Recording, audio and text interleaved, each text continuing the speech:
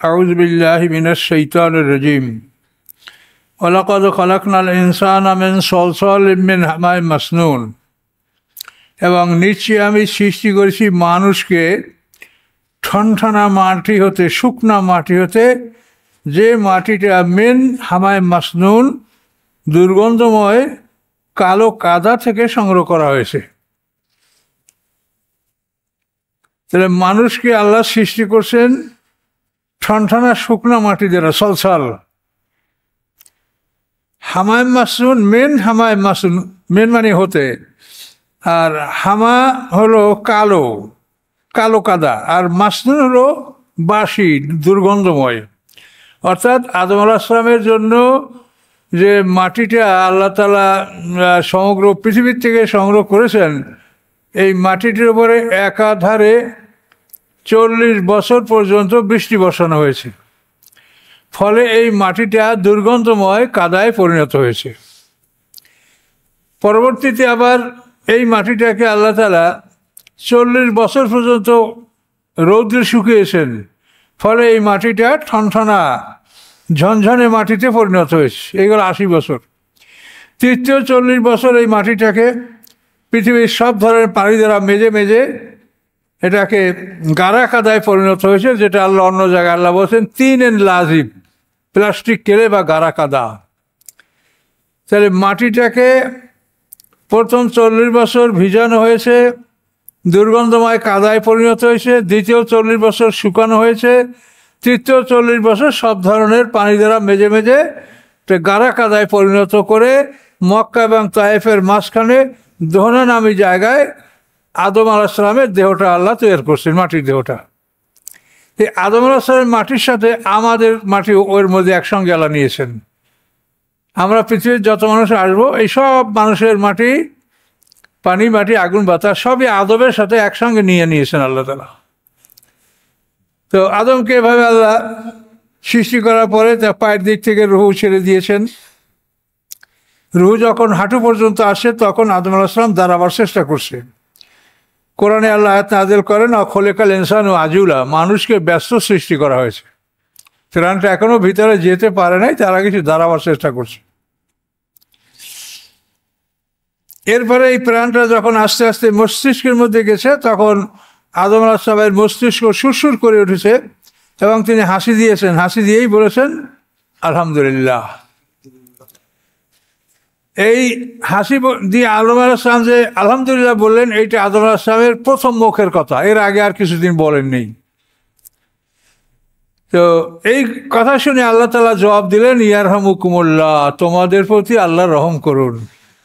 যে সৃষ্টি হয়ে জন্মগ্রহণ করেই তুমি আলহামদুলিল্লাহ বললে, তোমাদের প্রতি আল্লাহ রহম, ইয়ারহামুকুমুল্লাহ। তো আপনারা, আমরা সবাই কেউ হাসি দিলে আমরা শুনতে পাই সে আলহামদুলিল্লাহ বলছে, তো ইয়ারহামুকুমুল্লাহ আমরা বলবো, এটা ওয়াজিব বলা। তো একই মজলিসে যদি একটা লোক বারবার হাসি দেয়, তা আপনার জন্য একবার বলা ওয়াজিব। তারপর যদি বলেন তো সুন্নাত মুস্তাহাবের সওয়াব পাবেন। আবার মজলিস পাল্টে বললে, সেখানে আবার মজলিস পাল্টে হাসি দিলে সেখানে আবার ওয়াজিব হবে জবাব দেওয়াটা। তো দীর্ঘ কথা। এখানে এই আদম আলাইহিস সালামের মস্তিষ্ক থেকে যে একটু হালকা পানি বের হয়েছিল, এই পানির মধ্যে একটা শুক্রকীট ছিল। আল্লাহ তাআলা জিবরিল আমিনকে আদেশ দিয়েছেন, যেটাকে সংরক্ষণ করো হে জিবরাইল, এটা বিশেষ কাজে ব্যবহার করা হবে। এই শুক্রকীটটি জিবরিল আমিন আল্লাহর হুকুমে সংরক্ষণ করেছেন।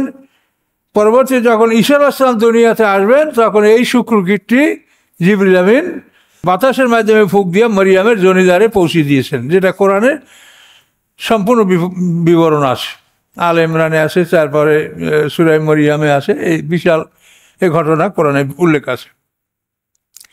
তো আদম আলাইহিস সালামকে সৃষ্টি করার পরে তাকে জ্ঞান দান করা হয়েছে, ফেরেশতারা সিজদা করছে, তারপর তাকে জান্নাতে নিয়ে যাওয়া হয়েছে। মুহররমের 10 তারিখ শুক্রবার দিন চাষতে রক্তে জান্নাতে নিয়ে যাওয়ার পরে আদম আলাইহিস সালাম তন্ময় অবস্থা, আধা বেহুশ এমত অবস্থায় আদম আলাইহিস সালামের বাম পাজরের হাড্ডি নিয়ে জান্নাতে বসে আল্লাহ মা হাওয়া আলাইহিস সালামকে সৃষ্টি করেছেন, তাম পৃথিবীর মানুষের মা। এই দুজন সৃষ্টি হওয়ার পরে আমরা যারা মানুষ দুনিয়াতে আসছি, আমাদের সৃষ্টিটা আল্লাহ তাআলা মানে বীর্যে রূপান্তরিত করে দিয়েছেন। আমাদের যে পানি মাটি আগুন বাতাস আদমের মধ্যে যেটা ছিল সেটাকে আল্লাহ বীর্যে রূপান্তরিত করেছেন। ফলে সেই বীর্যের মাধ্যমে আমরা পৃথিবীতে আমাদের বংশবিস্তার আমাদের লাভ হয়েছে, আমরা বংশবিস্তার লাভ করেছি। তো এই ঘটনা কোরআন শরীফে বারবার আসতেছে, আমরা বারবার বলছি, এটা আপনারা শুনে রাখবেন। এলো আদমের কথা। ওয়াল জান্না, জান হলো জিন জাতির আদি পিতা, মানব জাতির আদি পিতা আদম, আর জিন জাতির আদি পিতা হচ্ছে জান। ওয়াল জান্না, এবং জানকে খালাকনাহু, আল্লাহ বলেন আমি সৃষ্টি করছি তাকে, মেন কবলু, আদমের আগে, মেন নারের সামুম, ধোঁয়াবিহীন আগুন দ্বারা। তাহলে আদমের আগেই পৃথিবীতে ছিল জিন জাতি এবং তাদেরকে আল্লাহ তাআলা ধোঁয়াবিহীন আগুন দ্বারা সৃষ্টি করেছেন। আগুনের সাথে যদি ধোঁয়া মিশ্রিত না থাকে তা আগুন চোখে দেখা যায় না। এই যে আমরা আগুন দেখি তা ওর সাথে ধোঁয়া আছে, এটা আপনারা নিজেরা বুঝতে পারেন যে একটা কেরোসিনের স্টোভ যদি কাঁচা কেরোসিনে দেখা বড় একটা আগুন, কিন্তু যখন ওই বার্নারটা গরম হয় তখন আস্তে আস্তে দেখেন যে আগুনটা ছোট্ট হয়ে যায়। কিন্তু আগুন যখন ছোট হয় তখন আগুনের কিন্তু শক্তি অনেক বেড়েছে, এবং আপনি 4-5 ইঞ্চি দূরে একটা কাগজ ধরবেন দেখবেন জ্বলে উঠবে, মানে আগুনটা আরও দূরে আসে কিন্তু আপনি দেখছেন কম, কেন ধোঁয়া নাই। তো ধোঁয়া না থাকলে আগুন দেখা যায় না।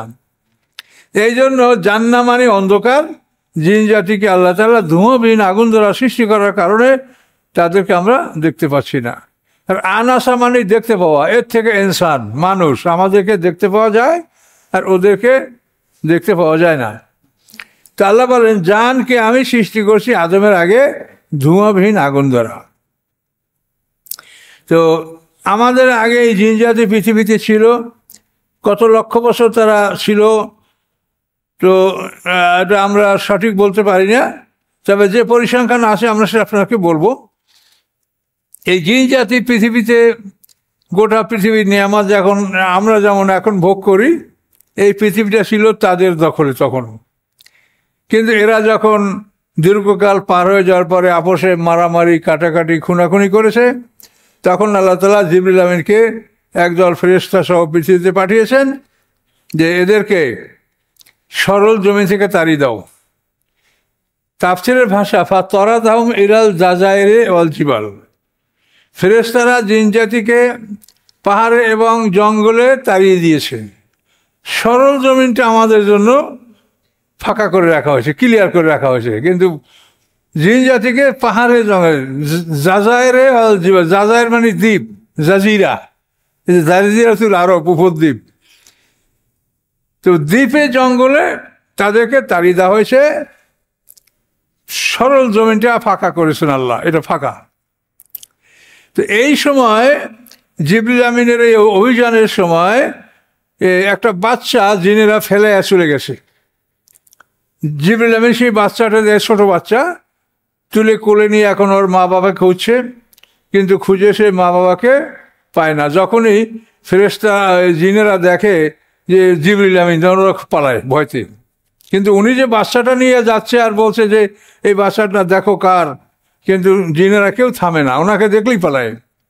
বহু চেষ্টা করে এই বাচ্চাটা উনি মা বাবার কাছে পৌঁছতে পারেন নাই। এই বাচ্চাটা সহই তিনি আল্লাহর কাছে রিপোর্ট করেছেন যে আমি যে কাজে আমাকে পাঠিয়েছেন সে কাজ আমি করেছি। তখন আল্লাহ বললেন তাহলে তোমার এই বগলে কে? বলে এই বাচ্চাটার এই খবর। তখন আল্লাহ বলেন যে একে তুমি সংরক্ষণ করো, তার লেখাপড়া, খাওয়া পড়া, লালন পালন, জ্ঞান দান সবই তোমার উপরে থাকলো, কিন্তু এই মারাত্মক তুমি একে 7 তাবক জমিনের নিচে স্থান দাও।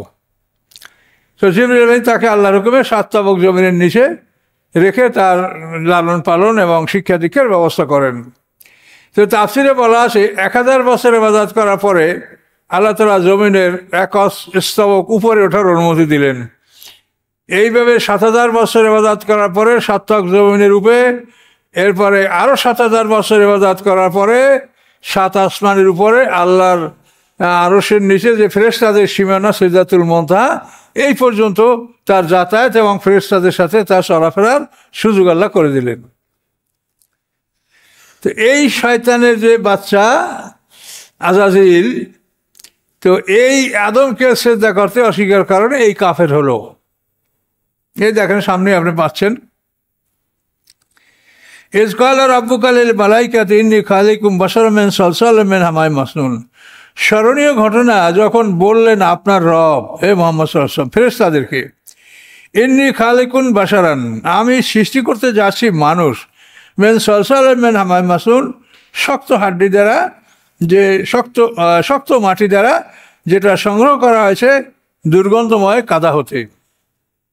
ফায়দা সাব্বাইতু, অতঃপর যখন আমি তাকে ঠিকঠাক করে নির্মাণ করব, ও নাফাকতু ফীহি মির রূহি, এবং তার মধ্যে আমার পক্ষ থেকে আমি প্রাণ সঞ্চার করে দেব, রূহকে দেব, ফাকাউ লাহু সাজিদিন, তোমরা সবাই তার উদ্দেশ্যে সিজদায় অবনত হও। এটা আল্লাহ আদেশ দিলেন। ফাসাজাদাল মালাইকাতু কুল্লুম আজমাউন, সিজদা করলো ফেরেশতারা সবাই, কুল্লুম আজমাউন মানে সবাই, কেউ বাকি থাকলো না, সবাই আদম আলাইহিস সালামকে সিজদা করলো, ইল্লা ইবলিস, এই ইবলিস, সেও ফেরেশতাদের মধ্যে ছিল কিন্তু সে সিজদা করলো না। আবা, সে অস্বীকার করলো, আইয়াকুনা মা'আস সাজিদিন, যে সিজদাকারীদের অন্তর্ভুক্ত হবে এদের থেকে সে অস্বীকার করলো। ক্বালা ইয়া ইবলিস, আল্লাহ বললেন হে ইবলিস, ইবলিস শব্দের অর্থ নিরাশ হওয়া, সে নিরাশ হয়েছে আল্লাহর রহমত থেকে। আবলাসা ইবলিসু, ইবলিস। হে ইবলিস, মা লাকা আন তাকুনা মা'আস সাজিদিন, কি হলো তোমার যে তুমি সিজদাকারীদের অন্তর্ভুক্ত হলে না, কি হলো তোমার? ক্বালা, ইবলিস বলল, লাম আকুন লিআসজুদা লিবাশারিন, আমি নই যে আমি সিজদা করব একজন মানুষকে, খালাকতাহু মিন সালসালিম মিন হামাইম মাসনুন, যাকে আপনি সৃষ্টি করেছেন ঠনঠনা মাটি হতে, যে মাটি দুর্গন্ধময় কাদা হতে সংগ্রহ করা হয়েছে। এই মাটির দ্বারা আপনি যে মানুষকে সৃষ্টি করছেন, আমি তাকে সিজদা করব না। তখন আল্লাহ বলেন, ক্বালা ফাখরুজ মিনহা, তুমি এখান থেকে বের হও, অর্থাৎ তুমি এই আমার এরিয়ায়, জান্নাতের এরিয়ায় তোমার যে ডিউটি ছিল জান্নাতের পাহারাদারি, এর থেকে তুমি বের হও। ফাইন্নাকা রাজিম, নিশ্চয়ই তুমি অভিশপ্ত, তুমি অভিশপ্ত, তুমি বের হও। আল্লাহ তাআলা এই ঘোষণা দিয়ে দিলেন। ওয়াইন্না আলাইকা লানা, এবং তোমার উপরে অভিশাপ। লানাত হলো যে তার কোনোদিন তওবা কবুল হবে না, লানাত একটা মারাত্মক জিনিস, যে তোমার উপরে লানাত ইলা ইয়াউমিদ্দিন, কিয়ামতের দিন পর্যন্ত, এই সময়ের মধ্যে কখনোই তোমার তওবা কবুল হবে না। আল্লাহ যখন এই ঘোষণা দিলেন, ক্বালা, ইবলিস বলল, রব্বে, হে আমার রব, আনজিরনি ইলা ইয়াউমি ইউবআসুন, মোহলাত দিন, অবকাশ দিন আমাকে পুনরুত্থান দিবস পর্যন্ত। তো পুনরুত্থান দিবস পর্যন্ত যদি তাকে সময় দেওয়া হয়, তাহলে মৃত্যুর যন্ত্রণা তার ভোগ করতে হয় না, এই আল্লাহর কাছে দাবি করলো। ক্বালা ফাইন্নাকা মিনাল মুনজারিন, নিশ্চয়ই তুমি অবকাশ প্রাপ্তদের অন্তর্ভুক্ত, তোমাকে অবকাশ দেওয়া হলো, কিন্তু ইলা ইয়াউমিল ওয়াক্তিল মা'লুম, নির্ধারিত সময়ের একটা দিন পর্যন্ত, নির্ধারিত সময়ের একটা দিন পর্যন্ত, সেটা হলো প্রথম সিঙ্গার ফুৎকার পর্যন্ত তোমাকে সময় দেওয়া হলো। এই প্রথম সিঙ্গার ফুৎকার শুরু হওয়ার পরে তোমার মৃত্যু শুরু হবে এবং সিঙ্গার ফুৎকার শেষ হবে, এর এত সময় বসে তোমার জান কবজ করা হবে।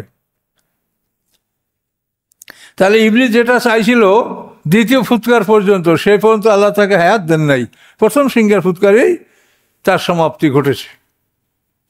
প্রথম সিঙ্গার ফুৎকারে শুরু হওয়ার পরে আর মৃত্যু যন্ত্রণা শুরু হয়েছে, পালাবার জন্য আকাশের সীমানা ভেদ করার চেষ্টা করেছে, ফেরেশতারা মাইরা পিটিয়ে মাঠের মধ্যে নিয়ে আসে। ইবলিস এবং ইবলিসের যে সঙ্গবঙ্গ, তাদের সবারই মৃত্যু হবে প্রথম সিঙ্গার ফুৎকারের সময়। আর সাধারণ জিন জাতি যারা, এদের মৃত্যু মানুষের মতো, এদের মৃত্যু ইমান, বংশবিস্তার, ওদেরও বংশবিস্তার আছে, কিন্তু ওরা মরবে সব ওই প্রথম সিঙ্গার ফুৎকারে, এর আগে ইবলিস বাহিনী এটা মরবে না।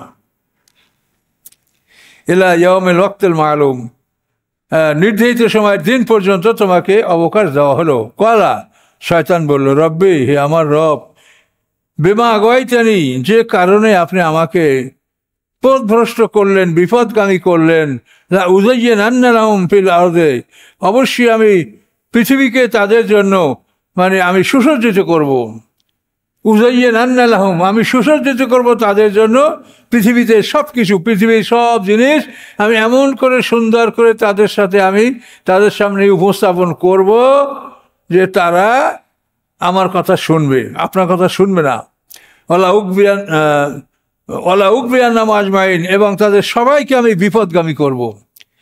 বিপদগামী করার মাধ্যমটা কি বলল শয়তান? যে পৃথিবীর সব কিছু আমি খুব করে সুন্দর করে সাজাবো। এই পৃথিবীর সাজসজ্জা দেখেই কিন্তু আমরা হয়রান হয়ে যাই। তো এখানে এগুলো চিন্তা করতে হবে যে এই সাজসজ্জা এটা দুনিয়ার খেলা তামাশা, প্রকৃত নেয়ামত আল্লাহর কাছে। প্রত্যেকটা জিনিসের একটা স্পেসিমেন, একটা নমুনা শুধু আপনি পৃথিবীতে পাচ্ছেন। এটার মূল জিনিসটা আপনি জান্নাতে পাবেন। জীবন, যৌবন, খাওয়া, পড়া, লেবাস, পোশাক, সব কিছু, মানে আসলে সব কিছু শান্তি ওখানেই আপনি প্রকৃত শান্তি পাবেন। এখানে শুধু এই ধাঁধার মতো, মরীচিকার মতো মনে হয় যে এই ধরবো কিন্তু ধরতে পারবো না, এর আগে আমার ডাক এসে যাবে। মনে হয় যেন এইটা করবো কিন্তু আমি করতে পারবো না, এর আগে আমার তলব হয়ে যাবে। কিন্তু ইবলিস বলল ইল্লা ইবাদাকা মিনহুমুল মুখলাসিন, আপনার বান্দা তাদের মধ্যে হতে যারা মুখলাস, তাদেরকে আমি বিপদগামী করতে পারবো না। মুখলাস মানে যাদেরকে আল্লাহ খাঁটি করে সৃষ্টি করেছেন, নির্ভেজাল সৃষ্টি করেছেন, নবী রাসূল পয়গম্বর, এরা মুখলাস। আর আমরা মেহনত করি মুখলেস, আমরা চেষ্টা সাধনা করে আমরা মুখলেস হতে পারি, কিন্তু আমরা মুখলাস না। মুখলাস হলো নবী রাসূল, যাদেরকে আল্লাহ তাআলা নবুয়তের জন্য বিশেষভাবে সৃষ্টি করেছেন। শয়তান বলল যে আমি তাদের সাথে পারবো না। আল্লাহ বলেন হাযা সিরাতুন আলাইয়া মুস্তাকিম, এটাই হচ্ছে আমার দিকে চলে আসার সোজা রাস্তা। অর্থাৎ এই মুখলাস বান্দারা তারা যে পথে চলে সেই পথটাই হলো আমার কাছে চলে আসার সোজা পথ। ইহদিনাস সিরাতাল মুস্তাকিম, যেটা আমরা সূরা ফাতিহায় পড়ছি, ওই একই কথা, যে আমার কাছে চলে আসার সোজা রাস্তা হলো ওই মুখলাস বান্দা, তাদের পথ, তাদের রাস্তা। সিরাতাল্লাযিনা আন'আমতা আলাইহিম, যেটা আমরা বলি ফাতিহায়, যে তাদের রাস্তা যারা আপনার পুরস্কার লাভ করেছে, আপনার পুরস্কার প্রাপ্ত হয়েছে, তাদের রাস্তা। আল্লাহ বলেন ইন্না ইবাদি লাইসা লাকা আলাইহিম সুলতান, নিশ্চয়ই যারা আমার বান্দা, নাই তোমার জন্য তাদের উপরে কোনো ক্ষমতা। আমার বান্দা যারা, তাদের উপরে তোমার কোনো ক্ষমতা নাই। ক্ষমতা আছে কাদের উপরে? ইল্লা মানিত্তাবা'কা মিনাল গাবিন, ব্যতীত তারা যারা তোমার অনুসরণ করবে এবং তারা গাবিন, গোমরাহ, পথহারা, ওদের উপরে তোমার কর্তৃত্ব চলবে। কিন্তু আমার বান্দার উপরে তোমার কর্তৃত্ব চলবে না। আমার বান্দারা যখনই ভুল করবে, বুঝতে পারবে, আউযুবিল্লাহ পড়বে, আমার কাছে আশ্রয় চাবে, আমি তাদেরকে আশ্রয় দিব, রক্ষা করব। ওয়াইন্না জাহান্নামা লামাউইদুহুম আজমাইন, এবং নিশ্চয়ই জাহান্নাম তাদের সকলের জন্য, তাদের প্রতিশ্রুত স্থান জাহান্নাম, তাদের জন্য জাহান্নামের প্রতিশ্রুতি দেওয়া হয়েছে। তোমার যারা অনুসরণ করবে তারা সবাই জাহান্নামে প্রবেশ করবে। সেই জাহান্নামটা কীরকম? লা সাবআতু আবওয়াব, সেই জাহান্নামের আছে 7টা দরজা। লিকুল্লি বাবিন মিনহুম জুজউম মাকসুম, এবং প্রত্যেক দরজার জন্য একটা অংশ ভাগ করা আছে। যে দরজা দেন এই জাহান্নাম, এটার জন্য একটা অঞ্চল ভাগ করা আছে। হুতামা, এটার জন্য এই দরজা, এটার জন্য একটা বিরাট অঞ্চল ভাগ করা আছে। এইভাবে 7টা দোজখের জন্য 7টা দরজা, এবং প্রত্যেকটা দরজায় একটা বিরাট অঞ্চল এটা ভাগ করা আছে। এই দোজখগুলি উপর থেকে নিচে, সবচেয়ে উপরে জাহান্নাম, তারপরে হুতামা, তারপর লাজা, তারপর সাকার, তারপর সাঈর, তারপর জাহিম, তারপর হাবিয়া। এই 7টা দোজখ উপর থেকে নিচে। সবচেয়ে হালকা দোজখ হলো জাহান্নাম। 700 বছরে 1 খরিফ। জাহান্নামের গভীরতা হলো 70 খরিফ, তাফসীরে বলা আছে। জাহান্নামের গভীরতা 70 খরিফ। এই 70 খরিফ পর্যন্ত আগুনের গর্ত। এর মধ্যে মানুষ পড়বে, ফেলে দেওয়া হবে। আগুনে জ্বলতে জ্বলতে যখন উপরে ভেসে উঠবে, তখন ফেরেশতারা লোহার মুদ্গা দ্বারা পিটান দিয়ে আবার নিচে তাকে ফেলে দেবে। আল্লাহুম মাকামে উমান হাদিদ, সূরা হজের মধ্যে আছে। আল্লাহ বলেন তাদের জন্য প্রস্তুত রয়েছে লোহার মুগুর, লোহার মুদ্গার।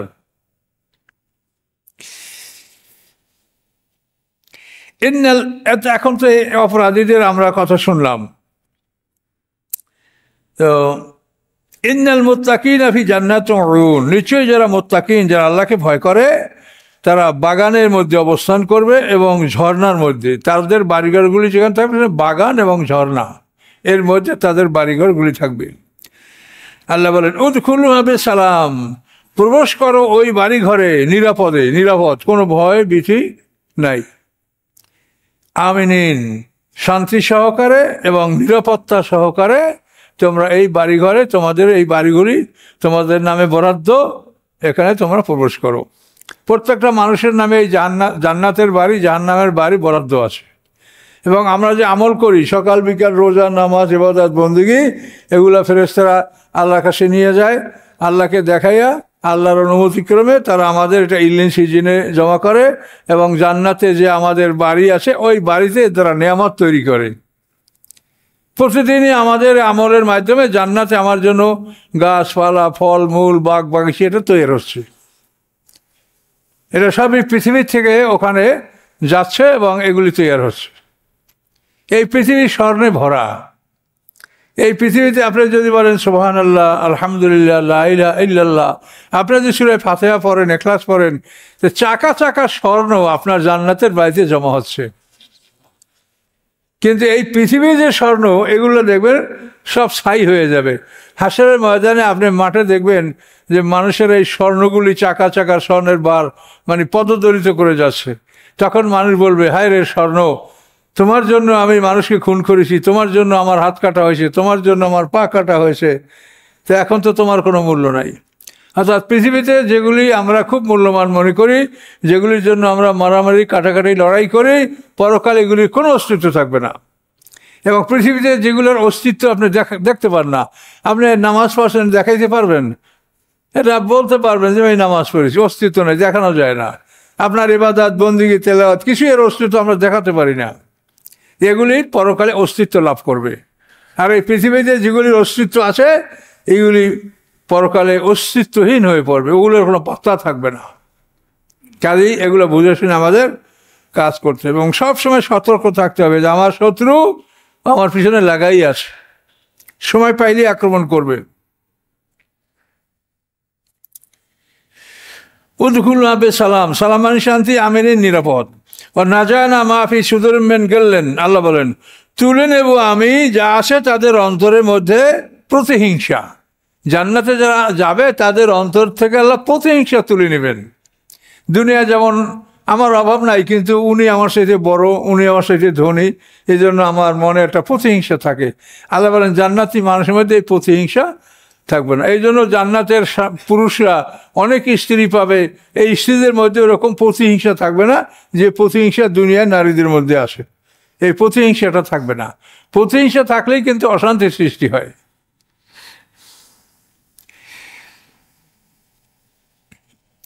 ইখওয়ানান, তারা ভাই ভাই, আলা সুরুরিন, সিংহাসনের মুতাকাবিলিন, সামনাসামনি বলবে।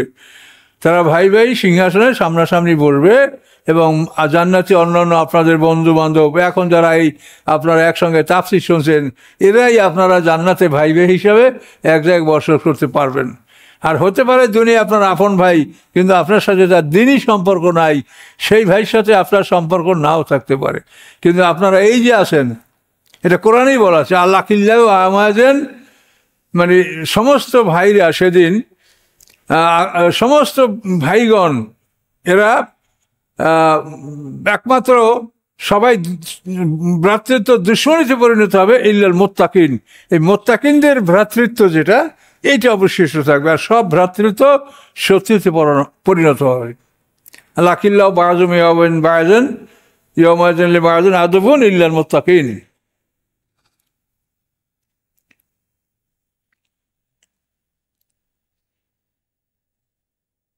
আকিল্লাহ বাজুমলে বাজেন ইয়ামাজান আছে, আকিল্লাহ ইয়ামাজান বাজুমলে বাজেন আদবুন ইল্লাল মুত্তাকিন। তো আল্লাহ বলেন সেখানে এরকম আপনারা বন্ধু বান্ধব সিংহাসনে হেলান দিয়া বসবেন, আরামায়েশ করবেন। 1000 বছরের একটা সমান একটা দিন, খাওয়া পড়া আনন্দ উপভোগ করা, তাতে কখনোই আপনার কোনো রকম কোনো কিছুর অভাব থাকবে না, সব কিছু আপনি পরিপূর্ণ পাবেন। সেবক আছে গেলমান, তারা চিরকিশোর, কি লাগবে আপনার, সব সময় তারা এভার রেডি। স্ত্রীরা হবে তারা হুর, আর সেবকরা গেলমান। গেলমান হলো কিশোর, এরা চিরকিশোর, এরা ওর চাইতে আর কোনোদিন বড় হবে না। এদেরকে কিশোর রাখা হয়েছে যেহেতু তারা জান্নাতে আপনার গৃহের মধ্যে ঢুকবে, প্রবেশ করবে, বের হবে, সেবা যত্ন করবে, কাজে আপনার স্ত্রীরা থাকবে, কাজে এই জন্য তাদেরকে আল্লাহ তাআলা কিশোর হিসেবে সৃষ্টি করবেন। নতুন একটা জাতি আল্লাহ সৃষ্টি করবেন জান্নাতীদের সেবার জন্য। লা ইয়ামাসসুহুম ফিহা নাসাবুন, স্পর্শ করবে না তথায় তাদের কোনো কষ্ট। ওয়া হুম মিনহা বিমুখরাজিন, এবং কখনোই তাদেরকে ওখান থেকে বের করা হবে না, তারা বের হবে না ওখান থেকে। নাব্বে বাদি, আপনি জানিয়ে দেন আমার বান্দাদেরকে, আন্নী আনাল গফুর রহিম, যে নিশ্চয়ই আমি ক্ষমাশীল, আমি দয়াময়। আল্লাহ বলছেন আপনি আমার বান্দাকে জানিয়ে দেন যে আমি দয়াময়, আমি ক্ষমাশীল। কিন্তু এই ক্ষমাশীল মনে করে আপনি শয়তানের পরামর্শে পাপ করবেন না। শয়তান পাপ কর, আল্লাহ তো ক্ষমাশীল, মাফ করে দিবে। হ্যাঁ, এটা আল্লাহ বলছে আল্লাহ তাকুর রান্নাকুম বিল্লাল গারুর, যে শয়তান যেন তোমাকে আল্লাহর ব্যাপারে ধোকায় না ফেলে। আল্লাহ বলছে আমি ক্ষমাশীল, তুই পাপ কর, মাফ করে দেবে। সকালে করবি, বিকালে মাফ করবে, রাত্রে অন্যায় করবি, ভোরে আল্লাহর কাছে মাফ চাবি, মাফ করবে। আল্লাহ বলছে এরকম ধোকায় তুমি পড়ো না, শয়তানের ধোকায় তুমি পড়ো না। আমি যেমন আনাল গাফুরুর রহিম, ওয়ান্না আযাবি ওয়াল আযাবুল আলীম, এবং নিশ্চয়ই আমার শাস্তি বেদনাদায়ক শাস্তি। ক্ষমাশীল আমি যেমন, আমার শাস্তিও তেমন বেদনাদায়ক শাস্তি। ও নাব্বি মান যায়ফ ইব্রাহিম, হে রাসূল খবর দিন আপনি তাদেরকে ইব্রাহিম আলাইহিস সালামের মেহমান সম্পর্কে। ইব্রাহিম আলাইহিস সালামের বাড়িতে 10 জন ফেরেশতা মেহমান রূপে আসছিলেন ইসহাক আলাইহিস সালামের সুসংবাদ দেওয়ার জন্য। মা সারার গৃহে ইসহাক আলাইহিস সালাম, মা সারার পেটে ইসহাক আলাইহিস সালাম জন্মগ্রহণ করবেন, এই সুসংবাদ দেওয়ার জন্য ইব্রাহিম আলাইহিস সালামের বাড়িতে মেহমানরা আসছিল, অর্থাৎ 10 জন ফেরেশতা আসছিল। আল্লাহ বলেন তাদের খবর আপনি শুনান মদিনাবাসী মানুষদেরকে। এস দাখালু আলাইহি ফাকালু সালামা, যখন তারা ইব্রাহিম আলাইহিস সালামের বাড়িতে প্রবেশ করলেন তারা বললেন সালাম।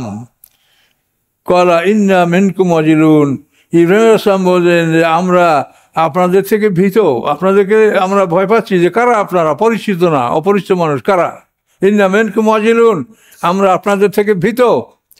ক্বালু লা তাওজাল, ফেরেশতারা বললেন ভীত হবেন না। ইন্না নুবাশশিরুকা বিগুলামিন আলিম, নিশ্চয়ই আমরা সুসংবাদ দিচ্ছি আপনাকে একটা যুবকের, একটা ছেলের, আলিম যেভাবে জ্ঞানী, অর্থাৎ ইসহাক আলাইহিস সালাম। ইসমাইল আলাইহিস সালামের 13 বছর পরে ইসহাক আলাইহিস সালাম ভূমিষ্ঠ হয়েছেন। তো এই ইসহাক আলাইহিস সালামের সুসংবাদ দেওয়ার জন্য এই ফেরেশতা ইব্রাহিম আলাইহিস সালামের বাড়িতে আসছিলেন 10 জন ফেরেশতা। এটা কোরআন শরীফের বিভিন্ন জায়গায় আছে। ইব্রাহিম আলাইহিস সালাম বলেন ক্বালা আবাশশারতুমুনি আলা মাসানিয়াল কিবারু, তোমরা আমাকে সুসংবাদ দিচ্ছ এমন একটা অবস্থা যে স্পর্শ করেছে আমাকে বার্ধক্য। এই খবরটা 100 বছর পার হয়ে যাওয়ার পরে তাফসীরে বলা আছে যে ইসমাইল আলাইহিস সালাম 98 বছর বয়সে জন্মগ্রহণ করেছেন। তা 13 বছর পরে ইসহাক আলাইহিস সালাম জন্মগ্রহণ করেছেন, 100 বছর পার হয়ে যাওয়ার পরে। ক্বালা আবাশশারতুমুনি, তোমরা আমাকে সুসংবাদ শোনাচ্ছ আলা এমন একটা সময় যে মাসানিয়াল কিবারু, যে আমাকে বার্ধক্য স্পর্শ করেছে। ফাবিমা তুবাশশিরুন, তোমরা কিসের সুসংবাদ দিচ্ছ আমাকে? কিসের সুসংবাদ? দেখে হতে পারে অসম্ভব ব্যাপার। ক্বালু বাশশারনাকা বিল হক, তারা বলল যে আমরা ন্যায়সঙ্গতভাবে, নিশ্চিতভাবে আপনাকে সুসংবাদ জানাচ্ছি। এই 10 জন ফেরেশতা আসার কারণই এইখানে যে স্বামী স্ত্রী উভয় বৃদ্ধ, কাজে একজনে বললে যদি বিশ্বাস না হয়, 10 জন আর কথার একটা গুরুত্ব অন্যরকম। এই জন্য আল্লাহ তাআলা 10 জন ফেরেশতা পাঠিয়েছিলেন।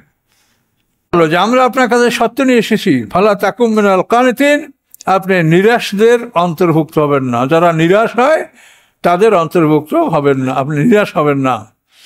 ক্বালা ওমা ইয়াকনুত মির রাহমাতি রাব্বিল্লাহ দাল্লুন, ইব্রাহিম আলাইহিস সালাম বলেন যে আল্লাহর রহমত থেকে কে নিরাশ হয়? বিপদগামী ছাড়া, যারা দল্লুন, যারা পথভ্রষ্ট, তারা ছাড়া আল্লাহর রহমত থেকে কে বিপদগামী হয়? কাজে আমি আল্লাহর রহমত থেকে আমি নিরাশ হব না।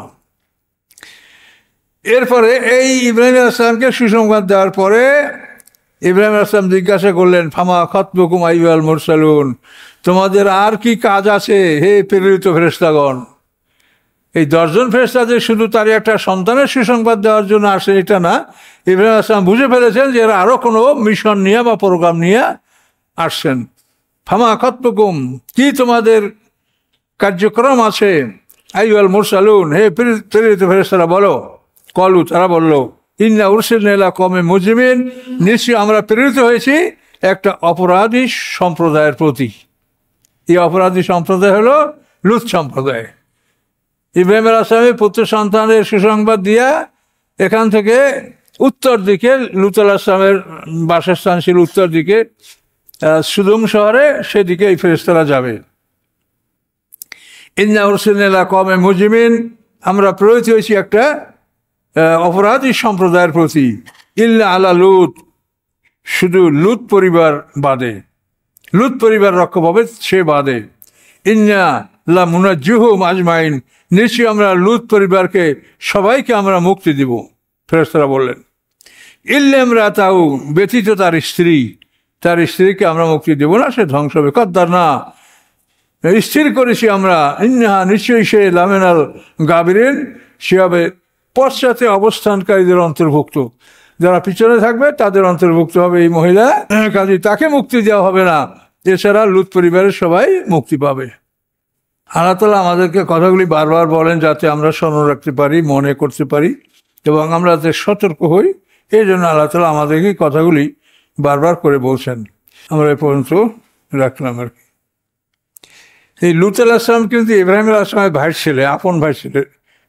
লূত আলাইহিস সালাম ইব্রাহিম আলাইহিস সালামের বড় ভাইয়ের পুত্র। ইব্রাহিম আলাইহিস সালাম 3 ভাই, হারান, নাকুর, ইব্রাহিম। বড় ভাই হারান, মেজো ভাই নাকুর। এই নাকুর হলো লোকমান হাকিমের দাদা, আর ছোট হলেন ইব্রাহিম আলাইহিস সালাম। হারান, নাকুর, ইব্রাহিম, হাজরের 3 পুত্র। এই লূত আলাইহিস সালাম ইনি ইব্রাহিম আলাইহিস সালাম আপন বড় ভাইয়ের ছেলে ছিলেন। সে ইব্রাহিম আলাইহিস সালাম যেখানে সিরিয়ার মানে হেবরন শহরের আল খলিলে ইব্রাহিম আলাইহিস সালাম বসবাস করতেন, আর লূত আলাইহিস সালামের অঞ্চলটা ছিল আরও একটু উত্তর দিকে। আস্তাগফিরুল্লাহ আল্লাযী লা ইলাহা ইল্লা হুয়াল হাইয়ুল কাইয়্যুম ওয়া আতুবু ইলাইহি, লা হাওলা ওয়া লা কুওয়াতা ইল্লা বিল্লাহ। আল্লাহুম্মা সাল্লি আলা মুহাম্মাদ ওয়া আলা আলি মুহাম্মাদিন কামা সাল্লাইতা আলা ইব্রাহিম ওয়া আলা আলি ইব্রাহিম ইন্নাকা হামিদুম মাজিদ।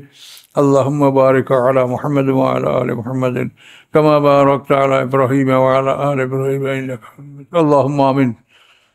ربنا ظلمنا أنفسنا وإن لم تغفر لنا وترحمنا لنكونن من الخاسرين. ربنا لا تزغ قلوبنا بعد